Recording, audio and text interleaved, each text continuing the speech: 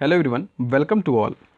तो आज की सीरीज़ में हम लोग टेबल नंबर 7 देखेंगे जो सब्जेक्ट एंड प्रेडिकेट का पार्ट था, जिसमें हम सभी लोग सब्जेक्ट का पार्ट पहले समझ चुके हैं, बट प्रेडिकेट में और क्या क्या हम डिवीज़न कर सकते हैं उन चीज़ों को यहाँ पे आज क्लियर करेंगे। अभी लास्ट टाइम हम लोगों ने इसके जीरेंड पार्ट को पार्ट आउट करना और इसके अलावा इन्फिनेटिव को पार्ट आउट करना समझा था। बट आज हम लोग नाउन फ्रेज या जो ऑब्जेक्टिव फ्रेज होता है, जैसे कॉम्प्लीमेंट या एडजेक्टिव फ्रेज या पास्ट पार्टिसिपल फ्रेज भी बोलते हैं, वो सेक्शन को हम लोग यहाँ पे पॉइंट आउट करेंगे कि कैसे हमें प्रेडिकेट से उसको अलग करना है। तो ये बेसिक चीज़ें हैं, बेसिक कॉन्सेप्ट है सेंटेंस ऑफ द जो पार्ट्स ऑफ सेंटेंस है उसका, सेंटेंस के पार्ट्स का, पार्ट्स ऑफ स्पीच का, उसी चीज़ों को हम लोग यहाँ पर क्लियर कर रहे हैं।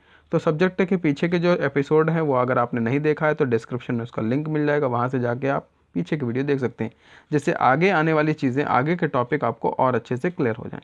तो अभी समझते हैं हम लोग सब्जेक्ट और प्रेडिकेट के हिस्से में, प्रेडिकेट वाले पार्ट में और क्या डिवीज़न हो सकता है। फर्स्ट सेंटेंस कह रहा है द जज फाउंड यू इनोसेंट। अब जज ने फाउंड मतलब पाया, यू तुम्हें, अब बाद में लिखा हुआ इनोसेंट। इनोसेंट का मतलब होता है मासूम या निर्दोष। अब यहाँ पर ध्यान से देखेंगे तो जो द सब्जेक्ट, द लिखा हुआ जज, ये तो हो गया पार्ट हमारा सब्जेक्ट का, बट फाउंड जो लिखा है ये हो गया वर्ब। वर्ब होता है वो जिससे हमें किसी काम के होने का पता चलता है। अब यहाँ पे फाउंड का मतलब होता है पाना, जो कि एक प्रकार का काम है। फाउंड जो है वर्ब की सेकंड फॉर्म में लिखा है, फाइंड फर्स्ट होता है, यहाँ पर फाउंड लिखा हुआ, दैट मीन्स कि सेकंड फॉर्म में है। तो सेकंड फॉर्म में जब लिखा है तो इसका अर्थ निकलेगा पाया। फिर उसके बाद जो भी मेन वर्ब होती है उसके जस्ट बाद जो वर्ड दिया रहता है वो ऑब्जेक्ट होता है। यहाँ पर जो वर्ड आ रहा है वो एक प्रोनाउन है, इसलिए यहाँ पर ये प्योर ऑब्जेक्ट हो गया एक तरह से। लेकिन इसके जस्ट बाद में इसी ऑब्जेक्ट के विषय में ही कोई ना कोई डिस्क्रिप्शन दिया जा रहा है, कहा गया है इनोसेंट। तो दैट मीन्स कि इस ऑब्जेक्ट के विषय में ही कहा गया है इनोसेंट। तो इसका मतलब ये हो गया कि ये इसी ऑब्जेक्ट के बारे में एक कॉम्प्लीमेंट है, एक एडजेक्टिव है। तो एडजेक्टिव का काम कर रहा है, मतलब उसकी कुछ तारीफ कर रहा है इस तरह से। तो जब यहाँ पर एक ऑब्जेक्ट के बारे में कोई तारीफ कर रहा होता है, चाहे वो अच्छाई हो या बुराई, डजेंट मैटर कि वो क्या है, वो एक तरह का एडजेक्टिव होता है, यानी उसकी तारीफ करने वाला शब्द वो एडजेक्टिव कहलाता है, जिसको हम लोग हिंदी में विशेषण बोलते हैं। तो यहाँ पर ये इनोसेंट वर्ड जो है विशेषण का काम कर रहा है, इसी को हम लोग यहाँ पे विशेषण बोलते हैं। फिर ये पार्ट जो एग्जैक्टली है विशेषण वाला, अब हम यहाँ पर जो अलग कर रहे हैं, तो यहाँ पे हर एक में ये अलग अलग तरह से भी मिल सकता है। अब अगले सेंटेंस में हम जैसे कि देखते हैं, लिखा द न्यूज़, फिर लिखा मेड हिम, और फिर कहा हैप्पी। तो द न्यूज़ का मतलब है खबर, और मेड का मतलब उसे कर दिया, बनाया, और हिम मतलब उसे, हैप्पी मतलब प्रसन्न कर दिया। तो न्यूज़ यानी खबर ने उसको प्रसन्न कर दिया। अब बाकी की बात जब हम आगे देखेंगे, सेंटेंस में लिखा हुआ हैप्पी, तो यहाँ पे हिम के बाद हिम को ही बता रहा है, उसे प्रसन्न कर दिया।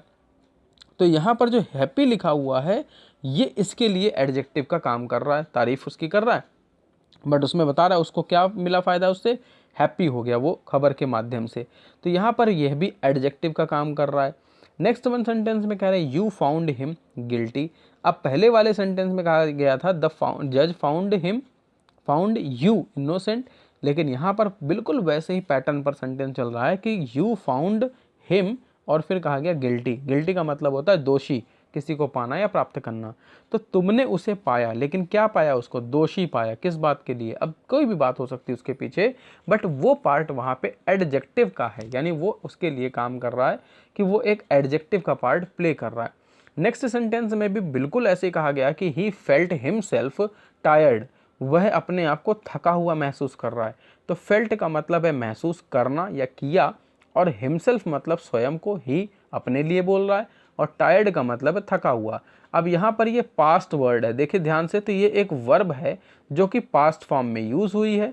तो पास्ट फॉर्म में जब यूज़ हुई है तो इसको हम लोग पास्ट पार्टिसिपल कहेंगे। रीज़न क्या है कि ये इसके लिए एक वर्ब था, जो वर्ब को थर्ड फॉर्म में लिखा गया है। तो वर्ब को जब थर्ड फॉर्म में लिखा जाता है तो पार्टिसिपल बन जाता है।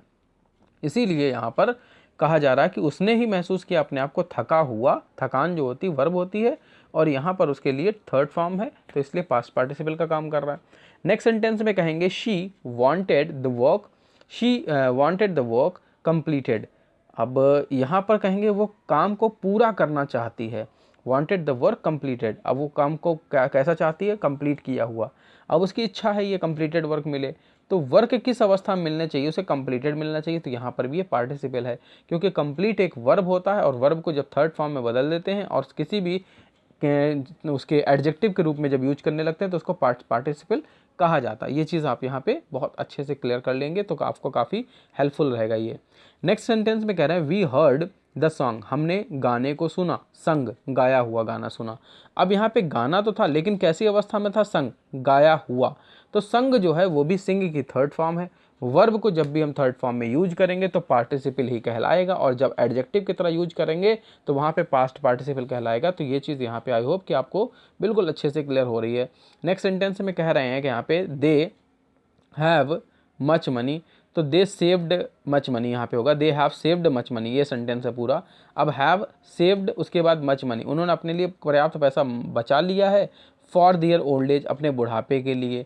अब यहाँ पर जो बाकी का हिस्सा है फॉर दियर ओल्ड एज, पैसा बचाया लेकिन किस अवस्था के लिए बचाया, अपने बुढ़ापे के लिए। तो एक छोटा सा सेंटेंस बना के यहाँ पे इस बात में कहा गया है, इसको डिस्क्राइब करने के लिए एक छोटा सा सेंटेंस बनाया गया है जो अधूरा मीनिंग दे रहा है।